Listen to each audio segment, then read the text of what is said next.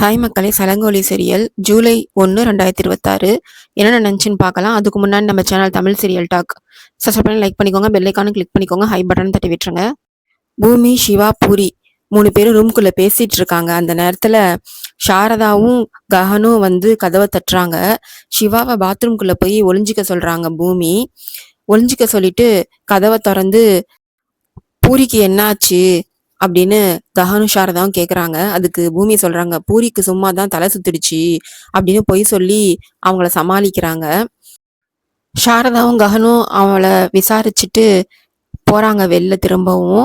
அப்ப அவங்கள வெளில போனதும் பூமி பூரி கிட்ட ஏன் இது மாதிரிலாம் பண்றேன்னு கேட்டிருக்கும் போது அப்போ பூரி சொல்றா, சிவா என்ன நிஜமாவே லவ் பண்ணல, அவன் மனசுல அந்த பிந்து தான் இருக்கா அப்படின்னு சொல்லி அழுகுறா. பூமி பூரி கிட்ட சொல்றா, இல்ல நான் சிவா கிட்ட பேசிட்டேன், அவன் உன்னதான் கல்யாணம் பண்ணிக்க சம்மதிச்சிருக்கான் அப்படின்னு சொல்றா. ஆனா பூரி அதெல்லாம் கேட்காம அப்புறம் ஏன் அவன் கையில பிந்துன்னு மருதாணி வச்சிருக்கான் அப்படின்னு கேக்குறா பூரி.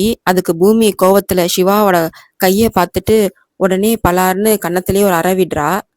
பூமி சிவாவை பலார்னு அரைஞ்சதுக்கு அப்புறம் சிவாவை நல்லா திட்டிட்டு உன் பழசெல்லாம் மறந்துடு, பூரிய மட்டும் பாரு, அவ உனக்காக உயிரையே விட துணிஞ்சிட்டா அப்படின்னு எமோஷனலா பேசுறா.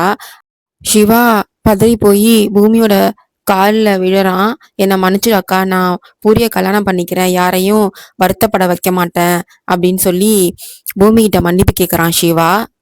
சிவா பூமியோட காலில் விழுந்து மன்னிப்பு கேட்ட உடனே பூமி சொல்றா சிவாட்ட, குடும்பத்தை உடைக்காத, நீ சொன்ன மாதிரியே பூரிய கல்யாணம் பண்ணிக்க அப்படின்னு சொல்லி அவனையும் சமாளிக்கிறா. அடுத்தது பூமி என் காலில் விழாத, பூரி காலில் விழுன்னு சொல்லி 2 பேர் கையையும் சேர்த்து வைக்கிறா. உங்க 2 பேருக்கும் பாதி கல்யாணம் முடிஞ்சிருச்சு, ஒருத்தர் நீங்க 2 பேரும் இனிமேல் புரிஞ்சுக்கோங்க, குடும்ப கௌரவத்தை காப்பாத்துங்க அப்படின்னு சொல்றா பூமி இவங்க 2 பேர்கிட்டையும். இன்னொரு பக்கம் மீரா கேபியை கிண்டல் பண்ற மாதிரி பேசுறா. கல்யாணத்துக்கு போறேன்னு ஃபோன் பண்ணிட்டு ஏன் இன்னும் இங்கே உட்காந்துருக்கீங்க, உங்க பொண்டாட்டி உங்களை வீட்டை விட்டு துரத்துனாலும் உங்களுக்கு சுயமரியாதையே இல்லையா, கிளம்புங்க அப்படின்னு அசிங்கப்படுத்துறா. அதுக்கு கேபி நான் தப்பு பண்ணிட்டேன், அதான் எல்லாரும் பேசுறத தாங்கிக்கிறேன்னு சொல்லி கிளம்புறாரு. கேபி கிளம்பும் போது மீரா கோவத்துல போய் நடக்காத கல்யாணத்தை நல்லா பாத்துட்டு வாங்கன்னு வஞ்சகமா பேசுறா. இதை கேட்டு கேபி ஷாக் ஆகி, கல்யாணம் நடக்காதுன்னு நீ எப்படி சொல்ற, என்ன சதி பண்றீங்க அப்படின்னு கேட்டு மீராவை பிடிச்சி சத்தம் போடுறாரு. அங்க சரச்சந்திரா, பூர, நட்சத்திரா, பிந்து எல்லாரும் வந்துடுறாங்க. நட்சத்திரா வந்து கல்யாணம் நடந்தா நமக்கு என்ன, நடக்காட்டி நமக்கு என்ன, ஏன் இதை பெருசு பண்றீங்கன்னு மீராவுக்கு சப்போர்ட் பண்ற மாதிரி பேசுறா. அப்போ சரச்சந்திரா சொல்றாரு, எப்போ இறந்துட்டான்னு நினைச்ச பூமி இப்ப அவளோட அடையாளத்தை காப்பாத்திக்க தான் இந்த கல்யாணத்திலேயே நடத்துறா அப்படின்னு சொல்றாரு. உடனே பூமி இறந்துட்டான்னு சரச்சந்திரா சொன்னதும் கேபிக்கு பயங்கரமா கோவம் வருது. விரல நீட்டி பூமி இறந்துட்டான்னு பேசினா நான் சும்மா இருக்க மாட்டேன் அப்படின்னு கேபி கோவமா பேசுறாரு. இந்த சொத்து முழுக்க பூமிக்கு சொந்தமானது, நீங்க போட்டிருக்க துணி, திங்குற சாப்பாடு எல்லாமே அவளோடது, அவ இறந்துட்டான்னு சொல்ல உங்களுக்கு வெக்கமா இல்லையா, ஒழுங்கா சொத்தை அவ பேருக்கு எழுதி வைங்கன்னு எல்லார் முன்னாடியும் சரச்சந்திரா கிட்ட சொல்றாரு. அப்போ கேபி இப்படி சத்தம் போடவும் அபூர்வாக்கு கோவம் வருது. ஆனா சரச்சந்திரா சொல்றாரு, கேபி என் வீட்டு மனுஷனா இருந்து என்னையே கேள்வி கேட்டுட்டான், எனக்கு இந்த சொத்துல ஒரு பைசா கூட வேண்டாம், இப்போவே லாயரை கூப்பிட்டு மொத்த சொத்தையும் பூமி பேருக்கே எழுதி வச்சுட்டு அவகிட்டையே கொடுத்துட்றேன் அப்படின்னு எமோஷனலா முடிவெடுக்கிறாரு. அதை கேட்டு அபூர்வா செம கடுப்பாகிறா. அபூர்வா ரூம்ல நின்று யோசிச்சுட்டு இருக்கா. அப்ப அபூர்வோட மனசாட்சி வந்து அவகிட்ட பேசுது, நீ ஏதாவது பண்ணலன்னா மொத்த சொத்தும் கைவிட்டு போயிடும் அப்படின்னு சொல்லுது. உட்கார்ந்துருக்கிற கிளைய வெட்டக்கூடாது, மரத்தோட வேறையே வெட்டிடணும் அப்படின்னு யோசிச்சு சரச்சந்திராவை கொலை செய்யணும் அப்படின்னு அபூர்வா பிளான் போடுறா. நட்சத்திராவும் அபூர்வாவும் சேர்ந்து சரச்சந்திராவை கொலை பண்ண போற விஷயத்த பேசிட்டு இருக்கிறத கேபி கேட்டுடுறாரு. கேபி பதறி போய் நைட்டோட நைட்டா பூமி வீட்டுக்கு ஓடி வராரு. பூமி அவரை உள்ள கூப்பிடுறா. இல்லம்மா அவசரமா பேசணும் அப்படின்னு சொல்லி அவளை கார்டனுக்கு கூப்பிட்டு போய் பேசுறாரு. அங்க நடந்த சண்டை, நட்சத்திரா அபூர்வா சேர்ந்து சரச்சந்திராவை கொல்ல சதி பண்றாங்க அப்படின்ற உண்மையும் அப்படியே பூமி கிட்ட சொல்லி எச்சரிக்கிறாரு. அதை கேட்டு பூமி ஷாக் ஆகி யோசிக்க ஆரம்பிக்கிறா. பூமி கேபி கிட்ட சொல்றா, நான் சொன்னா என் அப்பா கேட்க மாட்டாரு, அபூர்வா பேச்சை தான் கேட்பாரு, அவ பேச்சை தான் நம்புவாரு அப்படின்னு சொல்லி கவலைப்படுறா. கேபி அவளை சமாதானப்படுத்தி சரச்சந்திரா கிட்ட கூட்டிட்டு வராரு. அந்த சமயத்துல வீட்டுல அபூர்வா சரச்சந்திரா குடிக்கிற ஜூஸ்ல ஒரு விஷ மாத்திரையை கலக்குறா. சரச்சந்திரா கேபி சொன்னதை நினைச்சு வருத்தப்பட்டுட்டு நினைச்சிட்டு இருக்காரு. அபூர்வா அதை நைஸா மாத்தி பேசி அந்த விஷம் கலந்த கிளாஸ சரச்சந்திரா கையில கொடுக்குற அபூர்வா. சரச்சந்திரா ரொம்ப எமோஷனலா பேசிட்டு அந்த சொத்தெல்லாம் எனக்கு வேண்டாம், இப்போவே எழுதி அவகிட்ட கொடுத்துடுறேன்னு சொல்லிட்டு கிளாஸ குடிக்காம பக்கத்திலே வச்சிடுறாரு.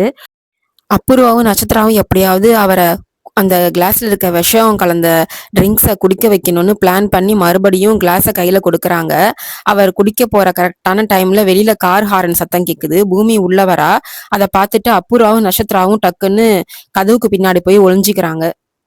சரச்சந்திரா பூமியை பார்த்ததும் கோவத்துல இப்போ எதுக்கு வந்தன்னு கத்துறாரு. அந்த கேபி பையன் தான் உன்னை இங்க கூட்டு வந்தானா அப்படின்னு கத்திட்டு, நாளைக்கு சொத்தை உன் பேர்ல எழுதி தரேன், வாங்கிட்டு போ அப்படின்னு கத்துறாரு. அதுக்கு பூமி சொல்றா, எனக்கு இந்த சொத்து எதுவுமே வேண்டாம், எங்களுக்கு நீங்க மட்டும் இருந்தா போதும், உங்களுக்கு சொத்தை கொடுக்கணும்னா அந்த அப்புறா கிட்ட கொடுத்துருங்க அப்படின்னு சொல்றா. பூமி சொத்தையெல்லாம் அந்த அபூர்வா கொடுத்துருங்கன்னு சொல்லவும் மறைஞ்சிருந்து கேட்டுட்டு இருக்கிற அபூர்வா உள்ளுக்குள்ள செம குஷியாகிறா. சரச்சந்திரா உடனே பாத்தியா அவ உன்னோட சித்தி, அவளை போய் தப்பா பேசுற அப்படின்னு கேக்குறாரு. அந்த அபூர்வாவுக்கு சப்போர்ட் பண்ற மாதிரி பேசுறாரு சரச்சந்திரா. உடனே பூமி சிரிச்சுக்கிட்டே, உங்களுக்கு உங்களோட இன்னொரு முகம் உள்ள பின்னிய பத்தி நிஜம் என்னன்னு தெரியாது, அவளை பத்தி உங்களுக்கு என்ன தெரியும் அப்படின்னு சொல்றா. அபூர்வா இங்க வா அப்படின்னு சொல்லி வீட்டுக்குள்ள நின்னுட்டு கத்துறா. அவளோட முகமுடைய கிழிக்க எல்லார் முன்னாடியும் கூப்பிடுறா. பூமி கூப்பிட்டதும் அபூர்வா வரா. எனக்கு இந்த சொத்து மேல ஆசையே இல்ல, உங்க கால் தூசியா இருக்கிறதே போதுமாமா அப்படின்னு பயங்கரமா நடிச்சு சரச்சந்திராவை ஏமாத்துறா. அதை நம்பி ஏமாந்த சரச்சந்திரா பூமியோட கையை பிடிச்சு இழுத்து வீட்டை விட்டு வெளியே துரத்தி கதவை மூடுறாரு. வெளியே வந்த பூமி கேப்பிக்கிட்ட, மாமா எங்க அப்பா அந்த அபூர்வா கிட்ட அடிமையா மாறிட்டாரு, இந்த ஒரு ராத்திரி மட்டும் அப்பாவை எப்படியாவது அந்த விஷத்துல இருந்து காப்பாத்துங்க, மத்தத அப்புறம் பாத்துக்கலான்னு சொல்லிட்டு கிளம்புறா. கேப்பியும் சரின்னு சொல்றாரு. உள்ள அபூர்வா மறுபடியும் மாத்திரை கலந்த விஷ கிளாஸ சரச்சந்திரா கிட்ட கொடுக்க பாக்குறா. ஆனா அவர் கோவத்துல அந்த கிளாஸ தரையில போட்டு உடைச்சிடுறாரு. அடுத்த நாள் காலையில பிந்துவை மணப்பெண் மாதிரி ரெடி பண்ணி கோயிலுக்கு கூட்டிட்டு வரா அபூர்வா. பிந்து அபூர்வாக்கு தேங்க்ஸ் சொல்றா. அபூர்வா அவளுக்கு பெரிய லெவல்ல ரிசப்ஷன் வைக்கிறேன் அப்படின்னு சொல்லி பந்தா பண்றா. ஆனா பூசாரி கேக்குறாரு, மாப்பிள்ள இன்னும் வரலையான்னு கேக்குறாரு. ஆனா பிந்து கொஞ்சம் பயப்படுறா. அதுக்கு அபூர்வா, அவன் வர்றதுக்கு கொஞ்சம் லேட் ஆகும், ஆனா கண்டிப்பா வந்துருவான், உங்க கல்யாணம் கண்டிப்பா நடக்கும்னு சொல்றா. இன்னொரு பக்கம் பூமியும் சாரதாவும் சேர்ந்து பூரிய கல்யாணம் பண்ணா ரெடி பண்றாங்க. பூரிய இப்படி பார்த்ததும் சாரதா ரொம்ப சந்தோஷப்படுறாங்க.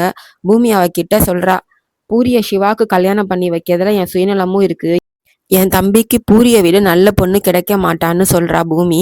அப்போ அங்க இருக்கிற ஒருத்தவங்க சொல்றாங்க, நகையெல்லாம் உங்க பொண்ணுக்கே போட்டுட்றீங்களே, மருமகளுக்கு ஒன்றும் இல்லையா அப்படின்னு கேக்குறாங்க. சாரதா பூமியோட கன்னத்தை தொட்டு, என் மருமகளே எனக்கு சொக்க தங்கம் தான், அவளுக்கு எதுக்கு தனியா தங்கம் அப்படின்னு பாசமா பேசுறாங்க சாரதா. பூரிக்கு நகை போடுறத பத்தி பேசிட்டு இருக்கும்போது ககன் அங்க வரான். பூரிய பார்த்து ரொம்ப சந்தோஷப்பட்டு மாப்பிள்ளை சிவாக்காக பட்டு வேஷ்டி சட்டை எடுத்துட்டு வந்ததா சொல்றான். பூமி அவன்கிட்ட, நீ கல்யாணம் ஏற்பாட்டை பாரு, நான் இந்த ட்ரெஸ்ஸை சிவா கிட்ட கொடுத்து ரெடியாக சொல்றேன்னு வாங்கிட்டு போறா. ககன் உடனே செர்ரி கிட்ட, நீ போய் சிவாவை சீக்கிரம் ரெடி பண்ணு அப்படின்னு சொல்லி அனுப்புறான். ஆனா அதுக்குள்ள சிவா அந்த பட்டு ட்ரெஸ் எல்லாம் போடாம நார்மலான ட்ரெஸ்ஸோட பிந்து இருக்கிற கோயிலுக்கு போயிடுறான். அவன் அப்படி வரதை பார்த்து நட்சத்திரா கேலி பண்றா. அப்புறம் உடனே அவன் இப்படி வந்தாதான் வீட்டுல இருக்கிறவங்களுக்கு சந்தேகம் வராதுன்னு சமாளிக்கிறா. இன்னொரு பக்கம் பூமி சிவாவோட ரூம்குள்ள போய் பாக்குறா. ஆனா அங்க சிவாவை காணும். பதறி போய் அவனுக்கு போன் பண்ணா போனும் சுவிட்ச் ஆஃப்னு வருது. அப்போ அங்க வர செர்ரிக்கிட்ட, சிவா ரூம்ல இல்ல, போனும் ஆஃப் ஆகிருக்கு அப்படின்னு பூமி டென்ஷனா சொல்றா. அதுக்கு செர்ரி, கல்யாண நேரத்துல அவன் எங்க போயிருப்பான்னு தேட போறான்.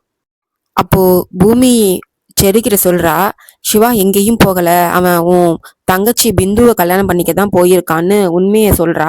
அதை கேட்டு செர்ரி அப்படியே ஷாக் ஆகி நிக்கிறான். அடுத்தது பூமி, உன்கிட்ட நான் ஒரு உண்மையை மறைச்சிட்டேன், அபூர்வாவும் பிந்துவும் சேர்ந்து சிவாவுக்கு கட்டாயப்படுத்தி கல்யாணம் பண்ண பாக்குறாங்க, அபூர்வா என்கிட்ட சவால் விட்டுருக்கா அப்படின்ற மொத்த கதையும் செர்ரி கிட்ட சொல்லி அழுகுறா பூமி. பூமி சொல்றதெல்லாம் கேட்டு செர்ரி ஷாக் ஆகி நிக்கிறான். அதோட இந்த எபிசோட் முடியுது. வரப்போற எபிசோட்ல என்ன நடக்குதுன்னு பார்க்கலாம். பாய் மக்களே.